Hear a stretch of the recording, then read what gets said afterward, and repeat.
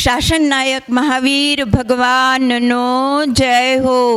પરમ કૃપાળુ તારણહાર સદગુરુ દેવનો જય હો. પ્રસમમૂર્તિ ભગવતી માતનો જય હો. આજે શાસન નાયક મહાવીર ભગવાનનો જન્મ કલ્યાણિક મહોત્સવનો મંગળ દિન છે. આજે 2546 વર્ષ વીતી ગયા. તેમના શાસનમાં જાગ્યા એક સંત કૃપાળુ કહાન ગુરુદેવ, જેમણે ભારતભરમાં સ્વતંત્રતાનો નાદ ગજાવ્યો. આજનો એ પવિત્ર દિવસ જ્યારે પરમ પૂજ્ય ગુરુદેવ શ્રીએ મંગલ પરિવર્તન કર્યું, ક્રિયાકાંડ અને રૂઢિચુસ્ત પરંપરા તોડી સ્વાનુભૂતિનો માર્ગ પ્રકાશ્યો, જ્ઞાન સ્વભાવ અને સમ્યક દર્શનનું અપૂર્વ મહાત્મ્ય બતાવી મુક્તિ પંથ આલોકિત કર્યો. આજે આપણે ગુરુદેવ શ્રીએ શા માટે મંગલ પરિવર્તન કર્યું, કેમ કર્યું, તેનો થોડોક ઇતિહાસ પ્રસ્તુત કરીએ. પરમ પૂજ્ય ગુરુદેવ શ્રી સંપ્રદાયમાં દીક્ષિત હતા. 21 વર્ષ અને 7 મહિના કડક દીક્ષા પાડી. પોતે લાખો શાસ્ત્રનું પઠન કર્યું, વિચાર કર્યો અને સત્ય શોધક સત્યની શોધ કરી રહ્યા હતા. અંદરથી જ એમને થતું હતું કે આનાથી કાંઈક જુદું છે, અને તે શોધતા શોધતા સંવત 1978 ઈસવીસન 1922માં દામનગરમાં દામોદર શેઠે તેમને સમયસાર અર્પણ કર્યું. વાંચતા વાંચતા તેમને એટલો હર્ષ થયો કે અશરીરી થવું હોય તો આ શાસ્ત્ર ખોજી જીવે વાદી મરે, સાચી હી કહાવતી હૈ. લઘુ વયથી વૈરાગી, પ્રતિભા સંપન્ન અને બુદ્ધિશાળી પૂજ્ય ગુરુદેવ શ્રી આત્મા આત્મા આત્મા ગોતતા હતા. એ દામનગરમાં લાખો મણ ધૂળ કાઢેલો દૂર દૂર એક ખાડો હતો. તેની અંદર જઈને બેસતા અને પોતે પુરુષાર્થ કરી પોતે ખૂબ જ સમજવા માટે પ્રયત્ન કરતા હતા. સ્વાનુભવ તે માર્ગ છે, સમ્યક દર્શન શું છે, આત્મા શું છે, જ્ઞાન સ્વભાવ શું છે, તે જ તેઓ વિચારતા. પુરુષાર્થ પુરુષાર્થ પુરુષાર્થ જ જેમના જીવનનો મંત્ર હતો. એવું તેમને વિચાર કરતાં કરતાં એ 1978ની કોઈ ધન્ય ઘડી, કોઈ ધન્ય પળે તેમના અંતરના નયન ખુલી ગયા. એ હતો મંગળ દિવસ. ત્યાર પછી સતત તેઓએ સત્યની શોધમાં શાસ્ત્રોનું વાંચન કર્યા કરતા હતા. પોતાને એમ થતું હતું કે આ જ માર્ગ છે, સનાતન દિગંબર જૈન ધર્મ જ સત્ય છે અને મારે એનો ડંકો વગાડો. એ તેઓ પોતે પોતાની માટે જ કરી રહ્યા હતા, ઉપડતે પગલે મોક્ષમાં જઈ રહ્યા હતા, પણ સાથે સાથે આપણને પણ થોડીક સર્ચ લાઇટ બતાવી રહ્યા હતા. એ મોક્ષના પથિક ગુરુદેવશ્રીએ ખૂબ મંથન કર્યું, ખૂબ વિચાર કર્યો, અને ત્યાર પછી સંપ્રદાયના જે લાખો શાસ્ત્રો તેમણે વાંચી લીધા હતા, છતાં પણ સંપ્રદાય સામે એક વાત મૂકી કે આ માર્ગ કોઈ જુદો છે, અને આ ક્રિયાકાંડ અને શુભ ભાવમાં જે ધર્મ માની રહ્યા છે તે માર્ગ જ નથી. મોક્ષનો માર્ગ બીજી રીતે છે, અને તે મારે મૂકવું છે. તે માટે હું આ સંપ્રદાય છોડવા માગું છું. તેઓએ રાજકોટના સંપ્રદાય સામે આ વાત મૂકી, પણ તેઓને બહુ જચ્યું નહીં. તે લોકોએ કહ્યું કે અમે એક બંગલો બંધાવી દઈએ, આપ આપની રીતે વાંચન કરજો, પણ આ સંપ્રદાયનું ચિહ્ન તમે છોડી નહીં શકો. ગુરુદેવશ્રીને અંતરથી તે માન્ય ન હતું. ત્યાર પછી તેઓ જુદા જુદા ગામોમાં સમઢિયાળા, વર્તેજ, જોરાવરનગર, ઉમરાળા, પાલીતાણા વગેરેથી વિનંતી આવી કે સાહેબ આપ અમારા ગામમાં પધારો. ખુશાલભાઈ જેમના મોટાભાઈ હતા તેમણે તો કહ્યું કે તું અહીંયા જ આવીને પરિવર્તન કરજે. પણ ગુરુદેવશ્રીએ કહ્યું કે જે ગામમાં હાથીના હોદે દીક્ષા લીધી તે ગામમાં મારે પરિવર્તન કરવું નથી. ત્યાર પછી તેઓ ફરતા ફરતા શ્રીમદના આશ્રમવાળા પણ કહેવા આવ્યા હતા, તો તેમણે કહ્યું કે કોઈનો માર્ગ મારે ચલાવવો નથી, મારા અંતરમાંથી જે સૂજે તે મોક્ષ માર્ગ જ મારે ચલાવવો છે. અને તેઓએ એ જબરજસ્ત ક્રાંતિ કરવાનું પોતે વિચારી રાખ્યું હતું. એક વખત ચેલા ગામમાં એવી ધૂન ઉપડી કે સતતમ અનુભવામાં અનંત ચૈતન્ય ચિહ્નમ, કલાકો સુધી તે ધૂન ચાલી. એ વખતે કેટલાકને પૂછ્યું તે કે આ પરિવર્તન મારે કરવું છે એવું કોઈને એમણે જાણ કરી હતી. ફરતા ફરતા તેઓ અહીંયા વર્તેજ પાસે આવ્યા અને વર્તેજમાં સોનગઢથી હીરા ભગત, હરગોવિંદભાઈ અને હરિભાઈ ભાયાણી 3 જણા વિનંતી કરવા ગયા કે સાહેબ, અમે સાંભળ્યું છે કે આપ પરિવર્તન કરવા માગો છો, તો અમારું બહુ જ શાંત અને સરળ સુંદર ગામ છે, બહુ થોડા માણસો છે, કોઈ આપને કંઈ અડચણ નહીં ઊભી કરે તો આપ ત્યાં પધારો. ગુરુદેવ અહીંયા જોવા પધાર્યા. ગુરુદેવને બહુ જ ગમ્યું અને તેઓએ કહ્યું કે અહીંયા 2 દિવસ ગામમાં રહ્યા કે અહીં તો નહીં ફાવે. કુદરતમાં એવું જ બન્યું કે હીરાભાઈનો જે બંગલો હતો, સ્ટાર ઓફ ઇન્ડિયા, એક નાની ટેકરી ઉપર શાંત સુરમ્ય વાતાવરણમાં એ બંગલો હતો. તો ગુરુદેવશ્રીને ત્યાં જોવા માટે લઈ ગયા. એ પહેલાં બ્રિટિશ રાજ હતું અને બ્રિટિશ રાજની એમ્બેસીની ઓફિસ હતી. કુદરતને કરવું કે ત્યારે 2 દિવસ પહેલાં જ એ ખાલી થયું અને હીરા ભગત જોવા માટે પૂજ્ય ગુરુદેવશ્રીને ત્યાં લઈ ગયા. ગુરુદેવને બહુ જ ગમ્યું કે અહીંયા જ રહીએ. તેમણે ભાવથી અર્પણ કરી દીધું કે સાહેબ આપ અહીંયા જ બિરાજો. અને ગુરુદેવશ્રી ત્યાં બેસીને પોતાનું સ્વાધ્યાય, મનન, ચિંતવન અને પોતાની અંતરની સ્વાનુભૂતિના માર્ગમાં આગળ વધવા લાગ્યા. આપ સૌએ સ્ટાર ઓફ ઇન્ડિયા જોયું હોય તો ત્યાં પગથિયા ચડતા એક નાની બારી આવે છે. એ બારીમાં બેસીને પોતે પોતાની સ્વાધ્યાય કરતા હીરાભાઈ, હીરા ભગત, હરિભાઈ અને હરગોવિંદભાઈ 3 જણા ચોકીદારી કરતા હતા. કેમ કે ખબર હતી કે આ સંપ્રદાયમાં જબરજસ્ત ખળભળાટ થશે. પૂજ્ય ગુરુદેવ શ્રી ફાગણવદ ત્રીજને દિવસે સોનગઢ પધાર્યા. ચૈત્ર સુદ 13 એટલે મહાવીર જયંતિનો મંગળ દિવસ આવતો હતો. નક્કી કર્યું કે આ દિવસે મારે આ પરિવર્તન કરવું છે. સમાજમાં એક જબરજસ્ત ક્રાંતિ હતી. જૈન ધર્મનો એક જબરજસ્ત ક્રાંતિનો સમય હતો. પૂજ્ય ગુરુદેવ શ્રી જેવા વીર પુરુષ કે જેમણે આખો સમાજ ગમે તેવી નિંદાની ઝડીઓ વરસાવે પણ હું મારા માર્ગમાં ઘણો જ દ્રઢ રહીશ એવું વિચારીને ક્રાંતિ કરવાનું નક્કી કર્યું. મહાવીર એટલી બધી એ મકાનમાં નીરવ શાંતિ કે કોઈ આવતું હોય તો ખબ ખબ એવો અવાજ આવે. એક વખત પંડિત શ્રી હિંમતભાઈ ચાલ્યા આવતા હતા અને હરગોવિંદભાઈ અંદર જઈને પૂછવા ગયા કે સાહેબ એમને અંદર આવવા દઉં. એમણે હા પાડી.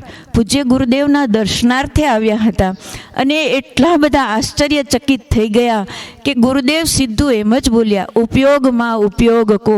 અને એ ગાથા સાંભળતા બહુ જ નવાઈ લાગી કે કેવી આત્માની ધૂન છે, બીજી કોઈ અહીંયા વાત જ નથી. અને ત્યાર પછી મહાવીર જયંતિના દિવસે કોઈ એક પાર્શનાથ ભગવાનનો ફોટો લઈ આવ્યો હતો. કોઈને ખબર નહોતી કે દિગંબર ધર્મ શું છે.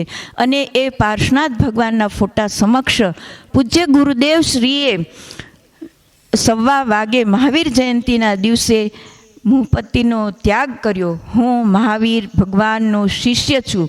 6 દ્રવ્ય સ્વતંત્ર છે એ જગતમાં ગજાવ્યું. કોઈને દર્શન પણ કરવા દેતા નહીં. એ પાર્શનાથ ભગવાન જ્યારે અમે યાત્રા કરવા માટે દક્ષિણમાં ગયા ત્યારે જીનનાથપુરી જે શ્રવણબેલગોલામાં છે ત્યારે એ ભગવાનના પ્રતિમા જોઈને પૂજ્ય ગુરુદેવશ્રીએ જ કીધું કે આ જ પ્રતિમાના ફોટા સમક્ષ આપણે પરિવર્તન કર્યું છે. ત્યાર પછી તો ત્યાં મંદિર બી બંધાઈ ગયું હતું અને એ ભગવાન અત્યારે પણ બિરાજમાન છે. પૂજ્ય ગુરુદેવશ્રીનું ક્રાંતિકારી પરિવર્તન હતું. આખો એ સ્થાનકવાસી સમાજ ખળભળી ઉઠ્યો હતો. સાંજના બન્યું એવું કે કોઈ પત્રકાર આવ્યો કક્કલ કોઠારી કરીને અને એણે ગુરુદેવને પૂછ્યું. ગુરુદેવે સહજ ભાવે જ કહી દીધું કે આજથી હું સ્થાનકવાસી સંપ્રદાયનો સાધુ નથી, સનાતન સત્ય દિગંબર જૈન ધર્મનો સાધક બ્રહ્મચારી છું. અને તેણે પત્રકારે પત્રમાં નાખ્યું જેથી સ્થાનકવાસી સમાજ ખળભળી ઉઠ્યો. અને પણ જેના હૃદયમાં ગુરુદેવ બિરાજી ગયા હતા તે લોકો જોવા માટે આવ્યા કે કાનજી મુનિએ શું કર્યું છે. આપણે જેને પ્રભુ સમાન પૂજતા હતા, પ્રભુ પ્રભુ કહીને બોલાવતા હતા, તેમણે શા માટે આવું પરિવર્તન કર્યું, અને એ પરિવર્તન સાચું જ હશે, આપણે જઈને જોઈએ તો ખરા. એમ કરીને માનવ મહેરામણ સોનગઢ બાજુ પ્રેરિત થયો. સોનગઢમાં આવી અને ગુરુદેવની વાત સાંભળી અને ઠરી જતા કે સાહેબ, આપે જે કર્યું છે તે સાચું જ કર્યું છે. અમે સંપ્રદાય છોડવા તૈયાર છીએ, પણ આપને છોડશું જ નહીં. અને એમ કરીને સોનગઢમાં મોટા મોટા માણસો, મુરબ્બી રામજીભાઈ, પંડિત શ્રી હિંમતભાઈ, નાનાલાલભાઈ, ડૉક્ટર ચંદુભાઈ જેવા ઘણા મહાનુભાવો, અને એની સાથે ઘણો મોટો મહેરામણ સોનગઢમાં આવવા માંડ્યો. કોઈ દર્શન કરવા તો બીજા કોઈને જવા ન મળતું હતું. તેથી એક દિવસ ગુરુદેવશ્રીના ભાભી ગંગાબેને વિનંતી કરી કે સાહેબ, અમને તો દર્શન પણ નથી મળતા, તો આપ એકવાર વાંચન રાખો ને. ગુરુદેવશ્રીએ વિનંતી સ્વીકારી અને એ સ્ટાર ઓફ ઇન્ડિયાની ઓસરીમાં એક લાઈન ભાઈઓની ને એક લાઈન બહેનોની એવી રીતે પ્રવચન શરૂ થયું. ગુરુદેવના હૃદયમાં તો સમયસાર ખૂબ બિરાજી ગયું હતું. સમયસાર સિવાય એમની પાસે બીજી કોઈ વાત જ નહોતી. એ આજે દિગંબર ધર્મ કોઈ વાળો નથી. દિગંબર ધર્મ એ વસ્તુનો સ્વભાવ છે, અને પુરુષાર્થ જીવનનો મંત્ર, જ્ઞાન સ્વભાવને પ્રાપ્ત કરવો. તીર્થંકર પ્રકૃતિ પણ હેય છે, શુભરાગ હેય છે, આવી વાત કોણ કહે? પૂજ્ય ગુરુદેવશ્રીએ તો ખુલ્લે આમ પડકાર કરીને દિગંબર જૈન ધર્મનો ડંકો વગાડ્યો. ત્યાર પછી તો અનેકો શાસ્ત્રો ગુરુદેવશ્રીએ વાંચ્યા. એમને એમ થયું કે જગતમાં આ વાત પ્રસિદ્ધ થવી જ જોઈએ કે શુભ ભાવમાં ધર્મ નથી, સ્વાનુભૂતિનો માર્ગ પ્રકાશ્યો. તું પરમાત્મા છો, તું પૂર્ણ પરમાત્મા છો, એવી વાત ગુરુદેવશ્રી સિવાય કોઈ ન કહી શકે. એ ગુરુદેવશ્રીનો આ મંગળ પરિવર્તનનો દિવસ છે. એ ગુરુદેવશ્રી કેવા હતા કે જેમની આંખોમાં અધ્યાત્મની તેજસ્વીતા, દિવ્ય લલાટ, વૈરાગ્ય ભીની ગંભીરતા અને સૌમ્યતા જોઈને જ નાનપણમાં કોઈ જ્યોતિષે કહ્યું હતું કે કાં તો કોઈ મહારાજા થશે અથવા તો આ જગતનો તારણહાર બનશે. અને એ નિશાળનું વ્યવહારિક જ્ઞાન પણ એમણે મૂકી દીધું, અને એક મને આત્મા સિવાય ક્યાંય ગમતું નથી એવું જેમનું બાળપણ વીત્યું. એ બાળપણના ભગત ભવિષ્યમાં ભાવિ તીર્થંકર થશે એ વાત એમને સ્વપ્ન આવતા હતા. ક્યારેક આભાસ થતો કે મેં જરીના વસ્ત્ર પહેર્યા છે, હાથી ઉપર બેઠો છું, પણ એમને એમ થતું કે મેં તો દીક્ષા લીધી છે અને કેમ આવા સ્વપ્ન આવે છે. પણ એ વાતનો ઉકેલ મળતો ન હતો.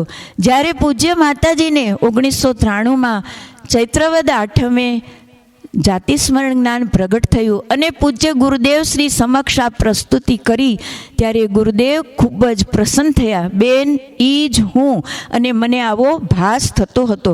એટલે એ તીર્થંકરત્વનું પૂજ્ય ગુરુદેવશ્રીને અંદરથી આવતું હતું, તે વાતનો ઉકેલ મળી ગયો હતો. પાલેજની દુકાનમાં એ વૈરાગ્ય રસિક મહાત્મા પોતે પોતાનું વાંચન કરતા, શિવરમણી રમનાર તુહી દેવનો દેવ, એવું એક કાવ્ય એમણે રામલીલા જોઈને આવી અને પછી રચ્યું હતું. અને એ સત્યના શોધક કોઈ પણ પ્રસંગ જોવે, ભ્રતહરિનું નાટક જોવે કે પિંગલાનું નાટક જોવે, કંઈ પણ જોવે, મીરાબાઈનું નાટક જોવા જતા તો પણ દરેકમાંથી એમને તો વૈરાગ્યની જ ઉત્પત્તિ થતી. ગુરુદેવ આવીને ગાતા, લગની લાગી રે આતમની સાથ, રાગના મીંઢોળ નહીં રે બાંધું. તેમને એ ભગત કહેતા તો જગતડા કહે છે રે ભગતડા ઘેલા છે, પણ ઘેલા ન જાણશો રે પ્રભુને ઘેર પહેલા છે. એ કડી એમને બહુ જ ગમતી, અને ખરેખર એ ભગત આપણા વચ્ચે અહીં પધાર્યા, આપણને ધન્ય બનાવ્યા, અને એવું મંગલ પરિવર્તન કરી અને મોક્ષ માર્ગ એમણે આલોકિત કર્યો. હવે કેટલો એ ગ્રહણ કરવું અને કયા પગલે આપણે પુરુષાર્થ ઉપાડવો તે આપણી વાત છે. પણ એ મહાન સંતે આપણા ઉપર જે ઉપકાર કર્યો એ ઉપકાર આપણે કયા શબ્દોમાં વર્ણન કરી શકીએ. એમણે તો ક્રાંતિ કરી, બધું સહન કર્યું, પણ એવી જબરજસ્ત પ્રભાવના કરી કે આજે દેશમાં તો નહીં પણ વિદેશ, આખા વિશ્વમાં ગુરુદેવના નામનો ડંકો વાગી રહ્યો છે. એમણે જ્ઞાન સ્વભાવને ઓળખાવ્યો, મોક્ષનો માર્ગ દેખાડ્યો અને એ મુક્તિના પથિક પોતાના માર્ગે ગયા. ભવિષ્યમાં તેઓ તીર્થંકર થવાના છે.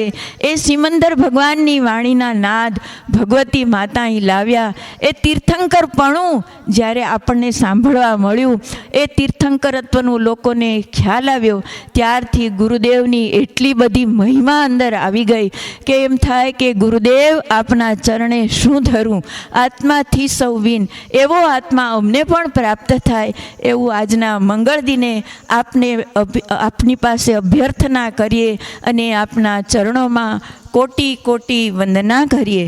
હે કહાન ગુરુદેવ, આપના ચરણોમાં લાખો વાર વંદન હો.